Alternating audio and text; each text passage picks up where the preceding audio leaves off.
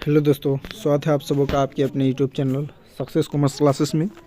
तो दोस्तों, आज के वीडियो में हम लोग क्लास 12 इकोनॉमिक्स का चैप्टर नंबर 2 को करने वाले हैं। तो इससे पिछले वीडियो में हमने चैप्टर नंबर 1 तक कंप्लीट किया था, ठीक है। इसके अलावा अकाउंट्स का भी बहुत सारा चैप्टर कंप्लीट हो गया है। तो अगर आपने नहीं देखा तो प्ले लिस्ट में जाकर के ज़रूर देख लें। और जो BST और EPS है वो हमने कंप्लीट कर लिया है। पूरे चैप्टर से जो भी इम्पोर्टेंट क्वेश्चन बनता है वो सारा इम्पोर्टेंट क्वेश्चन आपका चैप्टर वाइज प्ले लिस्ट में मिल जाएगा। आप जाकर के वहाँ से ज़रूर देख लें। और जो भी वहाँ बताया गया उससे एग्ज़ाम में एक भी क्वेश्चन आउट नहीं आने वाला है। आप लोग वहाँ से तैयारी कर सकते हैं, ठीक है। तो मैं कोशिश करूँगा जल्द से जल्द आप लोग का जो इकोनॉमिक्स है उसको भी मैं कंप्लीट कर दूँ। तो इससे पहले एक वीडियो डाल दिया था 1 नंबर चैप्टर का, ठीक है। तो ये चैप्टर नंबर 2 का ये कंप्लीट वीडियो होगा। और ये सब क्वेश्चन एग्ज़ाम में आता है बार, ठीक है। आप लोग अच्छी तरह से तैयारी कर लीजिएगा। चलिए स्टार्ट करते हैं। ये चैप्टर नंबर 2 है।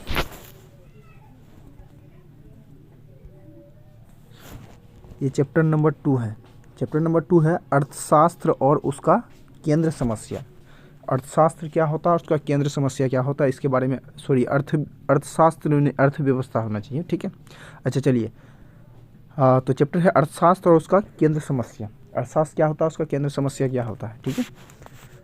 तो इसमें सबसे पहला प्रश्न बनता है इस चैप्टर का, अर्थव्यवस्था क्या है। देखिए ये काफ़ी इंपॉर्टेंट क्वेश्चन है और एग्ज़ाम में जो है ना बार बार पूछा गया है ये क्वेश्चन।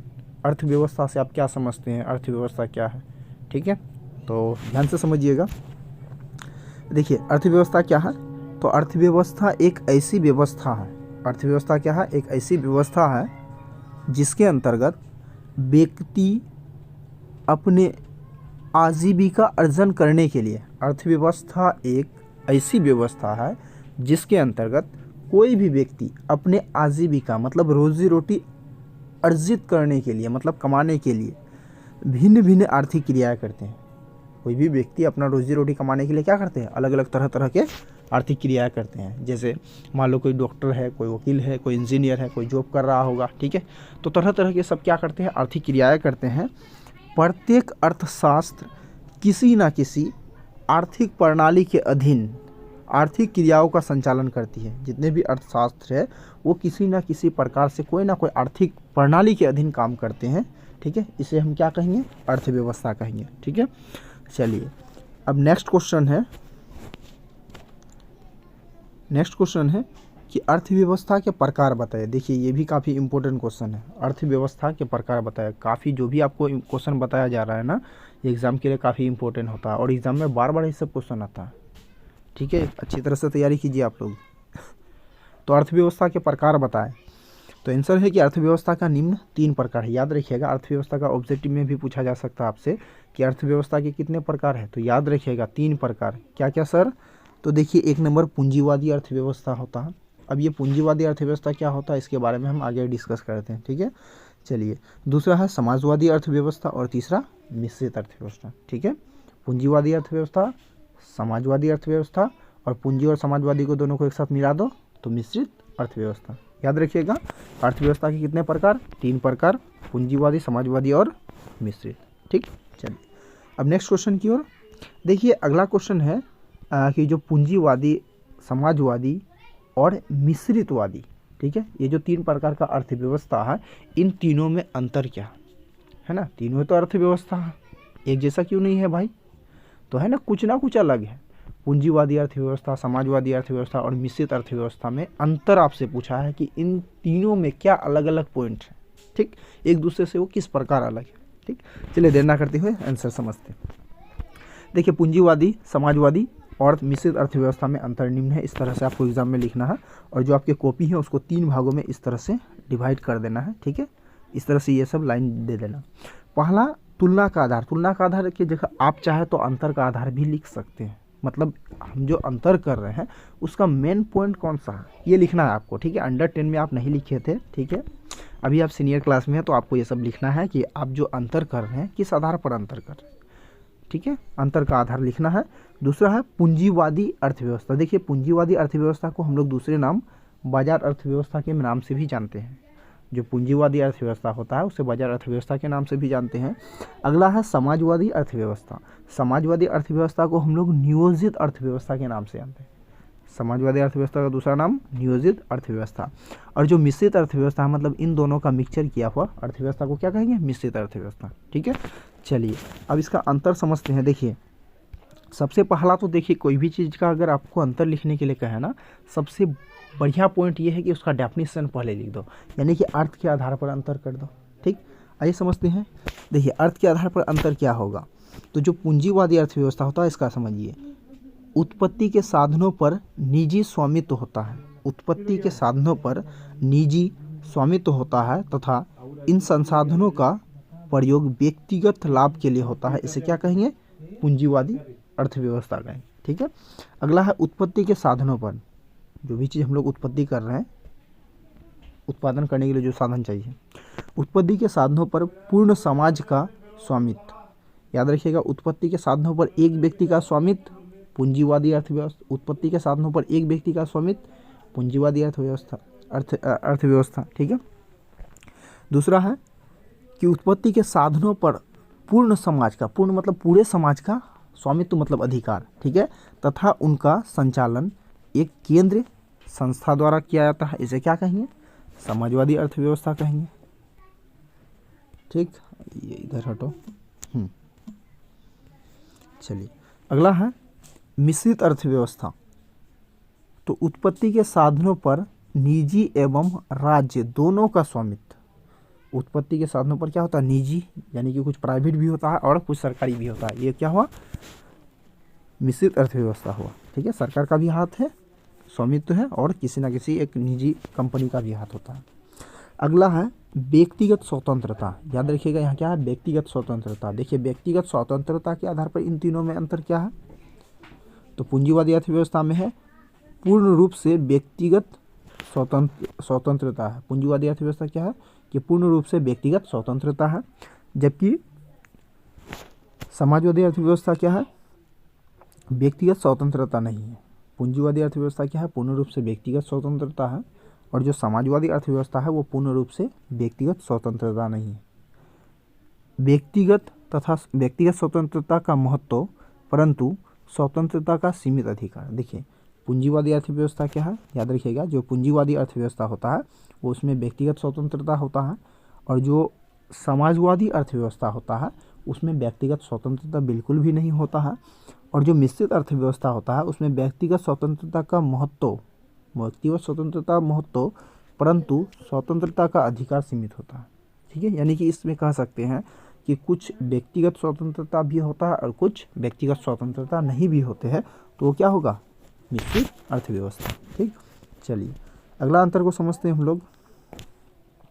देखिए अगला अंतर है केंद्र नियोजन के आधार पर। केंद्र नियोजन के आधार पर क्या है अंतर, तो केंद्र नियोजन नहीं है, मतलब जो पूंजीवादी अर्थव्यवस्था है वो केंद्र नियोजन नहीं है, जबकि समाजवादी जो अर्थव्यवस्था है वो केंद्र नियोजन पूर्ण रूप से उसमें उपस्थित है। समाजवादी अर्थव्यवस्था में केंद्र नियोजन पूर्ण रूप से उपस्थित है, जबकि मिश्रित अर्थव्यवस्था में क्या है, केंद्र नियोजन पूर्ण रूप से नहीं है। मिश्रित अर्थव्यवस्था में मतलब पूर्ण रूप से केंद्र नियोजन नहीं है, मतलब पूरी तरह से सरकारी भी नहीं है और पूरी तरह से गैर सरकारी भी नहीं है। और ये क्या, केंद्र नियोजन नहीं है मतलब बिल्कुल भी नहीं है, पूरा का पूरा प्राइवेट है। और इसमें क्या है, पूर्ण रूप से है, मतलब पूरा का पूरा सरकारी है एक तरह से, और इसमें सरकारी प्राइवेट दोनों है, इसलिए पूर्ण रूप से नहीं है। ठीक, चलिए तो नेक्स्ट को समझते हैं। देखिए नेक्स्ट है प्रतियोगिता के आधार पर इन तीनों में अंतर क्या होगा, स्वतंत्रता प्रतियोगिता की उपस्थिति। ठीक है, स्वतंत्रता प्रतियोगिता की उपस्थिति मतलब पूंजीवादी अर्थव्यवस्था में क्या होता है, ये निजी सेक्टर पर काम करता है, इसलिए ये जो कंपटीशन होता है मार्केट में उसमें उपस्थित हो सकते हैं। स्वतंत्रता प्रतियोगिता का अभाव, यानी कि जो एक तरह से समझ लो कि सरकारी क्षेत्र है उसमें स्वतंत्रता का अभाव होता है, मतलब कंपटीशन नहीं किया जाता उसमें। तीसरा है स्वतंत्र किंतु नियंत्रित प्रतियोगिता, मतलब इसमें स्वतंत्र तो है, ठीक है, ये चाहे तो कंपटीशन वगैरह कर सकता है, उतर सकता है, लेकिन इसमें कुछ कंट्रोल भी है। ठीक है, चलिए नेक्स्ट है संचालन के आधार पर इन तीनों के बीच अंतर। तो स्वयं ये पूंजीवादी अर्थव्यवस्था स्वयं संचालित आर्थिक प्रणाली है। पूंजीवादी अर्थव्यवस्था है स्वयं संचालित आर्थिक प्रणाली होता है। पूंजीवादी अर्थव्यवस्था क्या है, स्वयं संचालित आर्थिक प्रणाली। दूसरा है जो समाजवादी अर्थव्यवस्था है, आर्थिक प्रणाली स्वचालित नहीं। पूंजीवादी अर्थव्यवस्था क्या होता है? आर्थिक प्रणाली स्वचालित होता है, और जो समाजवादी अर्थव्यवस्था होता है उसमें आर्थिक प्रणाली स्वचालित नहीं होता है। तीसरा है मिश्रित अर्थव्यवस्था में पूर्ण रूप से स्वचालित नहीं होता। मिश्रित अर्थव्यवस्था में पूर्ण रूप से संचालित नहीं होता है, ठीक है, पूर्ण रूप से स्वचालित भी नहीं होता और नहीं संचालित भी नहीं होता। अगला क्वेश्चन को देखते हैं, अगला पॉइंट है, ठीक है। और एक यहाँ देखिए, उद्देश्य के आधार पर इन तीनों के बीच अंतर क्या होगा? जो पूंजीवादी अर्थव्यवस्था होता है इसका लाभ कमाना उद्देश्य होता है हमेशा। पूंजीवादी अर्थव्यवस्था का उद्देश्य क्या होता है? लाभ कमाना। और जो समाजवादी अर्थव्यवस्था होता है इसका उद्देश्य लाभ कमाना नहीं होता है बल्कि कल्याण करना होता है, ठीक है। पूंजीवादी अर्थव्यवस्था का उद्देश्य लाभ कमाना, समाजवादी अर्थव्यवस्था का उद्देश्य कल्याण करना। और जो मिश्रित अर्थव्यवस्था है, लाभ कमाना इसका उद्देश्य है लेकिन सामाजिक हित को ध्यान रखते हुए, ठीक है। लाभ देखिए यहाँ लिखा है, लाभ उद्देश्य का सामाजिक हित के साथ, मतलब लाभ कमाना तो उद्देश्य है, ठीक है, लेकिन सामाजिक हित के साथ, मतलब इसमें दोनों बात पर ध्यान दिया जाता है, मिश्रित है ये, ठीक। तो उद्देश्य के आधार पर अंतर हल्का है, इसको लिख सकते हैं आप लोग, ठीक है। आगे देखिए, संपत्ति का अधिकार। संपत्ति का अधिकार के आधार पर अंतर, तो प्रत्येक व्यक्ति को निजी संपत्ति रखने, प्रयोग करने एवं हस्तांतरण का अधिकार है। प्रत्येक व्यक्ति को, पूंजीवादी अर्थव्यवस्था में क्या होता है, ये निजी सेक्टर में होता है ना, इसलिए पूंजीवादी अर्थव्यवस्था में निजी संपत्ति को रखने के लिए, प्रयोग करने के लिए ये सब अधिकार है, ठीक है। जबकि समाजवादी अर्थव्यवस्था में क्या होता है, निजी संपत्ति का अधिकार नहीं। समाजवादी अर्थव्यवस्था में क्या होता है, कोई निजी संपत्ति का अधिकार नहीं, संपूर्ण संपत्ति पर सरकार का अधिकार होता है, ठीक है। ये सरकारी क्षेत्र में काम करता है तो इसमें निजी तो संपत्ति नहीं होगा, निजी अधिकार नहीं होगा। ये जो पूंजीवादी अर्थव्यवस्था है इसमें निजी अधिकार हो सकता है संपत्ति पर, लेकिन जो समाजवादी अर्थव्यवस्था है इसमें किसी भी व्यक्ति का पर्सनली अधिकार नहीं होगा। और जो मिश्रित अर्थव्यवस्था होता है, एकीकरण निजी संपत्ति का स्वामित्व सीमित होता है। मतलब इसमें एक तरह से कह सकते हैं कि कुछ पर्सनल भी होता है कुछ हद तक, और कुछ हद तक सरकारी भी होता है, ठीक। चलिए अगला है वर्ग संघर्ष के आधार पर अंतर, ठीक है। एक काम कीजिए, आप लोग इसको छोड़ दीजिए, 5 ही लिखेंगे तो काफ़ी है। चलिए अगला क्वेश्चन है, देखिए आर्थिक समस्या क्या है। देखिए आर्थिक बहुत ही इंपॉर्टेंट क्वेश्चन है, बहुत ही इंपॉर्टेंट, कितना बार पूछा गया है नहीं बता सकते हैं, ठीक है। ये बार बार हर एक साल यूँ समझ लो कि हर एक बार ये क्वेश्चन आता है इकोनॉमिक्स में, 2 मार्क्स में। आर्थिक समस्या क्या है, 5 मार्क्स में भी पूछा जा सकता है, ठीक है। आर्थिक समस्या मूलतः चुनाव की समस्या है कैसे। आर्थिक समस्या क्या है, आर्थिक समस्या मूलतः चुनाव की समस्या है कैसे। बहुत इंपॉर्टेंट क्वेश्चन है, आइए इसका आंसर को हम लोग समझते हैं। देखिए मानव की आवश्यकता अनंत है, यानी कि हम जो मनुष्य हैं हम लोग का आवश्यकता बहुत सारा है। मतलब अगर कोई एक चीज़ का इच्छा होता है, जैसे मान लो कि हमको लैपटॉप चाहिए, ठीक है, ये हमारी आवश्यकता है, इच्छा, ठीक। जैसे हमें लैपटॉप मिल जाता है ना, उसके बाद फिर कुछ ना कुछ और इच्छा जागृत हो जाता है ना, प्रिंटर चाहिए। फिर जब प्रिंटर मिल जाता है तो उसके बाद क्या इच्छा होता है कि हम एक क्या बोलते हैं उसको, वाईफाई वगैरह लगाते हैं। मतलब एक अगर इच्छा पूरा हो जाता है ना, फिर पुनः दूसरा इच्छा जाग जाता है। यानी कि मनुष्य की आवश्यकता बहुत ज़्यादा अनंत है, ठीक है, किंतु साधन सीमित है। मतलब मनुष्य की आवश्यकता बहुत ज़्यादा है, लेकिन उसको पूरा करने के लिए उसके पास साधन क्या है, सीमित है। साथ ही साधनों के वैकल्पिक प्रयोग होते हैं, जिस कारण साधनों और आवश्यकताओं के बीच संतुलित बनाने का प्रयास किया जाता है, और इस प्रयास से चुनाव की समस्या उत्पन्न होती है। देखिए मनुष्य की आवश्यकता अनंत है, उसे पूरा करने के लिए साधन क्या है, सीमित है। ऐसी स्थिति में क्या होता है, चुनाव की समस्या होती है ना, चुनाव की समस्या उत्पन्न हो जाती है।